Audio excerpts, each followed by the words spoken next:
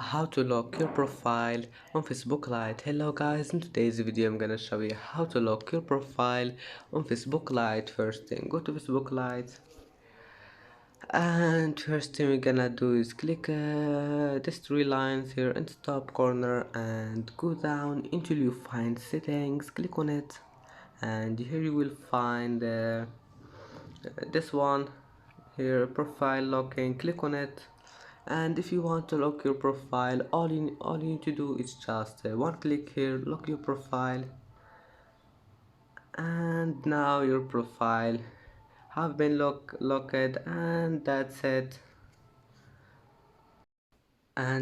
it for today's video.